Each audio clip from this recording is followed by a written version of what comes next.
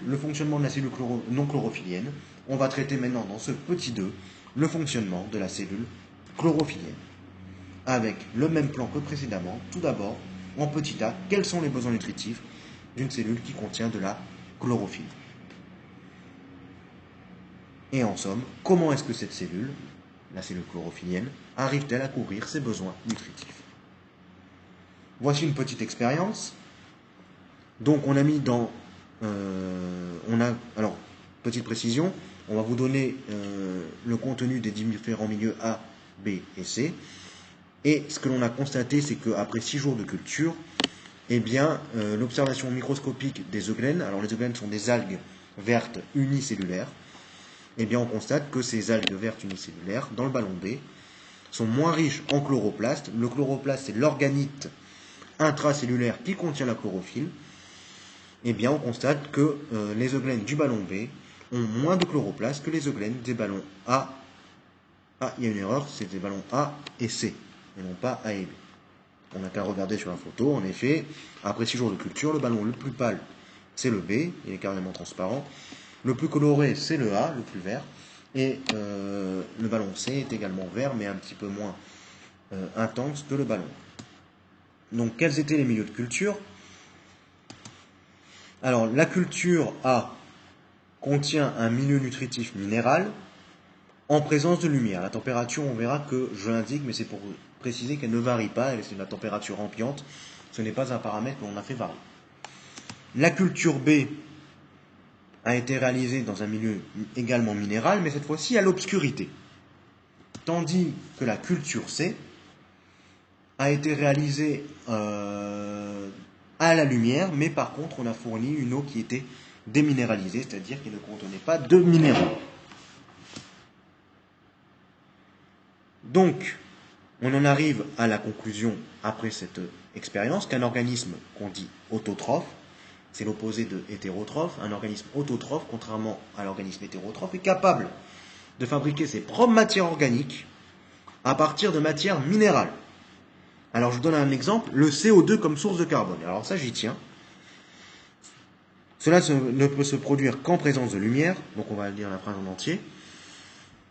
Donc, un organisme autotrophe se caractérise par son indépendance vis-à-vis d'une source extérieure de molécules organiques, et les exigences nutritives des eugènes traduisent un métabolisme de type autotrophe, tandis que leur dépendance vis-à-vis d'une source de lumière montre qu'elles accomplissent le phénomène de la photosynthèse.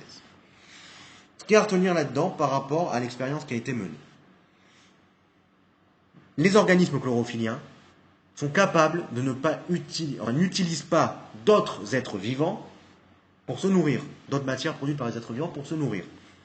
En somme, elles sont à la base, c'est ce que vous avez vu en classe de 6e, ce sont les cellules chlorophylliennes, les êtres vivants chlorophylliens, tels que les plantes, qui sont à la base de toutes les chaînes alimentaires. Pourquoi? Parce que ce sont les seuls qui sont capables de faire de la matière vivante, entre guillemets, à partir de matière, entre guillemets, morte, c'est-à-dire minérale, à l'aide de cette molécule qu'on appelle la chlorophylle. D'accord? Tous les autres êtres vivants qui ne contiennent pas la chlorophylle sont obligés de manger de la matière produite par d'autres êtres vivants pour vivre. Il n'y a que les végétaux, enfin les êtres vivants chlorophylliens, qui peuvent s'en passer.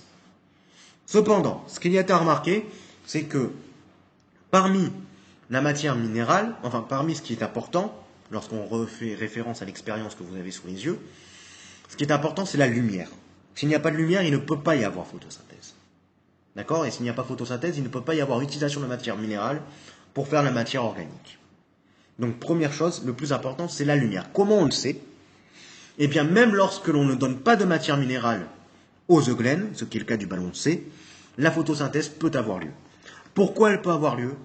Parce que ce qui est important pour la photosynthèse, c'est une molécule qui est un gaz qui peut se dissoudre dans l'eau, c'est le dioxyde de carbone. Donc même si l'eau n'est pas minéralisée, eh bien le dioxyde de carbone peut se dissoudre et c'est surtout le dioxyde de carbone qui est utilisé pour la photosynthèse. C'est pour ça que tant qu'il y a la lumière, il peut y avoir réaction de photosynthèse. Certes, le développement va être moins intéressant s'il n'y a pas d'autres sources de minéraux, mais le développement des cellules chlorophylliennes pourrait avoir lieu, du moment que la lumière est présente. À l'obscurité, c'est ce que l'on voit dans le ballon B, il ne peut y avoir de développement de végétaux chlorophyllien. Maintenant, on va voir comment réagit, quel est le lien entre la cellule chlorophyllienne et le dioxygène. Donc, la question que l'on se pose, c'est comment se caractérise le transfert de dioxygène entre une cellule chlorophyllienne et son environnement. Pour cela, une expérience hexao, une fois de plus. Donc, on utilise le même dispositif que tout à l'heure, c'est-à-dire on va prendre des eugènes. On va utiliser une sonde à dioxygène. Et on va utiliser un luxmètre qui permet de déterminer si le milieu est éclairé ou s'il est à l'obscurité. C'est ce que l'on voit en dessous. Donc, à la lumière, on constate que le taux de dioxygène augmente dans le milieu, avec végétaux et sans végétaux. Le sans végétaux, c'est comme tout à l'heure. Je ne vais pas préciser le nom que l'on donne à l'expérience qui permet de s'assurer que ce sont bien les êtres vivants que l'on utilise qui réalise le phénomène et non pas un paramètre extérieur, c'est ce qu'on appelle une expérience témoin. Donc, à la lumière, les végétaux libèrent du dioxygène dans le milieu. Ensuite, on constate qu'à l'obscurité, eh bien, le taux de dioxygène diminue dans le milieu. Donc, on suppose que les végétaux, et on doit bien supposer, je pense, que les végétaux absorbent, dans ce cas-là, le dioxygène, tandis qu'à la lumière, à nouveau, les végétaux libèrent du dioxygène. Donc, ça c'est le titre de ce graphique. Donc, on peut dire qu'à la lumière, les végétaux réalisent le phénomène de la photosynthèse. Lorsqu'on les place à l'obscurité, si elles absorbent le dioxygène, on peut supposer que les végétaux, qu'ils réalisent le phénomène de la respiration. Et lorsqu'on les replace à nouveau à la lumière, les végétaux réalisent à nouveau le phénomène de photosynthèse.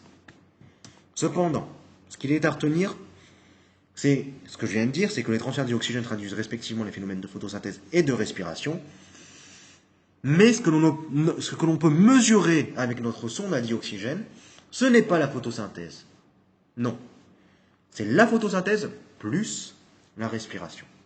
C'est-à-dire qu'en effet, les végétaux libèrent du dioxygène dans le milieu, c'est ce que l'on voit clairement dans ce graphique, mais les végétaux respirent en permanence.